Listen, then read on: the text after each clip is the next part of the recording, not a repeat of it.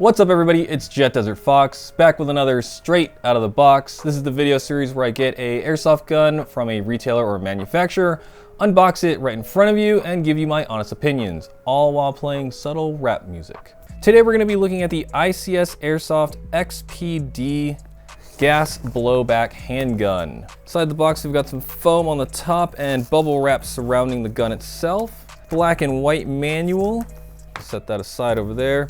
Got our magazine. What's this? Oh, cool. We've got a thread adapter so we can attach suppressors or tracer units to the gun. The magazine, it's kind of in two pieces. I guess that's just so that way you know how to access this. I don't know. Maybe that just came like that on accident. Who knows? You can see the fill valve right there with the base plate off. We've got the gun itself. Let's get a stand. The gun, and we've got a small dejamming rod and some more foam under the box.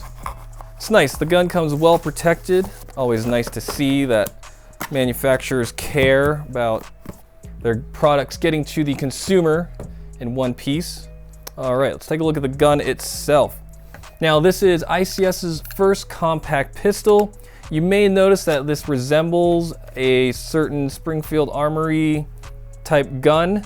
All right, let's put the magazine in this so we can get a nice look of the whole gun. Hopefully that'll help it stand too. Oh, it does, nice.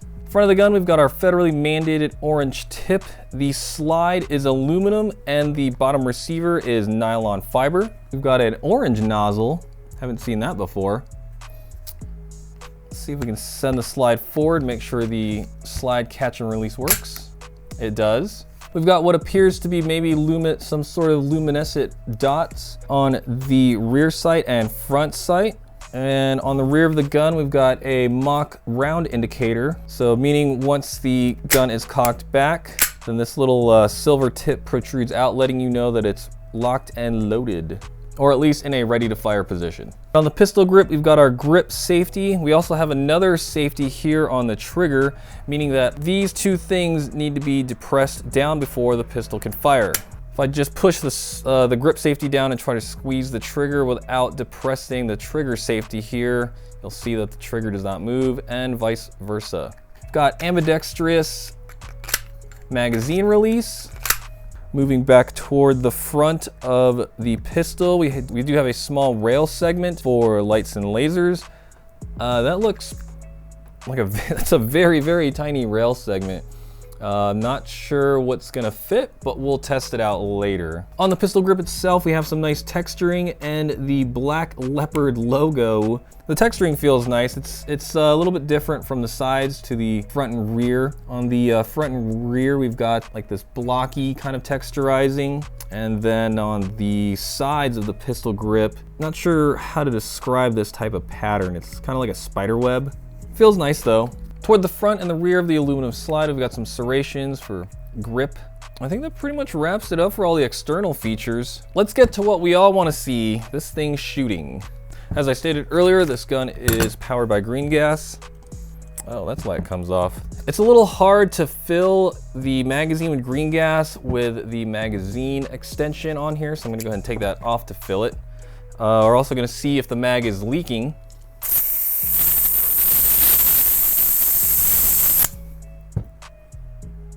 No leaking from the bottom, no leaking from the top, and no leaking from the rear. Let's give the rear valve a little push. It's all right, we got some tension. That means the gas is holding. All right. Okay, point this in a safe direction. First dry fire test. I'm gonna be holding down the slide catch. It's pretty good. It's not a whole lot of kick, but it's enough. I mean, it is a smaller handgun, so I don't expect this thing to have a giant, recoil or blowback like, say a Desert Eagle. All right, let's try it without holding the magazine catch back. See if it catches the slide. Slide catch functions. Let's do a little bit of rapid fire. While it doesn't have a very, very, very strong kick, it does have a very nice feeling kick. One thing to note about the valves that ICS is using is they're supposed to be upgraded valves. Quite honestly, I don't have all the technical info about this new valve system that ICS is using, but Jonathan from Airsoftology has, and he has gone super duper in depth to explain it all in one of his videos, so you can check that out. I'm gonna put the link in the description below, and you can click maybe on this thing up here, or is it over here? You can click somewhere on the screen and that'll bring you to Jonathan's video. Now that we've gone over a bunch of the features of this gun, let's take it into the backyard, chrono it, and give it a test fire. Outside, we've got the ICS XPD loaded up with Elite Force 0.25 gram BBs, loaded up some more green gas as well. First shot through the chrono. Didn't read. There we go. 259 at 0.779 joules. 259.4. 259. A lot of good consistency.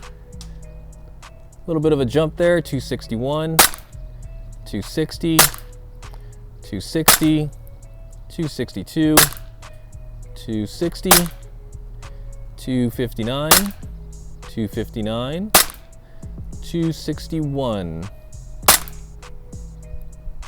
260. We got our XD loaded up with some more BBs.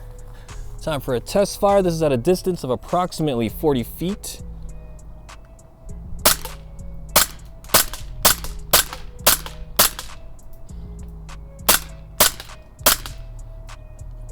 Now remember, this is me aiming through the camera, and the slide has locked back to the rear. We still got some targets out there, so let me load up another mag. Oh, wait a minute, there's still a BB inside. Strange.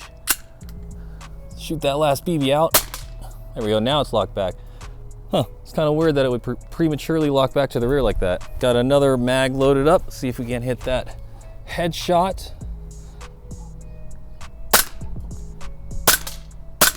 There we go. Let's try and take out some of these EVIC can targets now.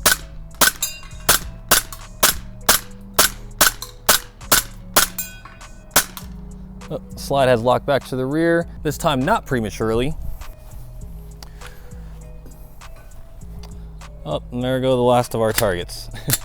All right, let's do a rapid fire shoot now.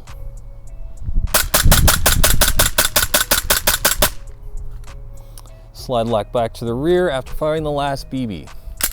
Final thoughts on the ICS XPD Black Leopard. I wonder why they put the I in. I mean, it's already kind of Black Leopard-ish looking, just needs some spots. I don't know.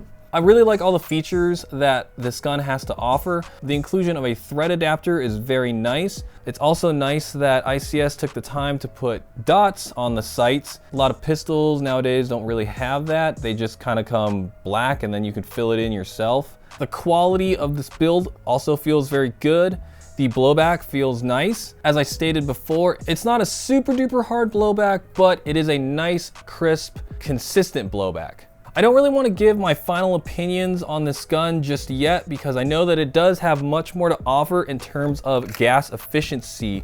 That's one thing that I feel needs to be tested under actual gameplay conditions. Sure, I can go into the backyard and shoot a bajillion magazines, but you know, it's not really the same as when you're actually on the field running around with it. Things can happen, things can go wrong, things can go right. So we'll just have to find out under actual gameplay circumstances. For now though, that's gonna wrap up my initial overview of the ICS XPD.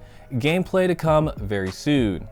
As always, this is Jet Desert Fox, and I'll see you on the field. Up top to the left, Chris.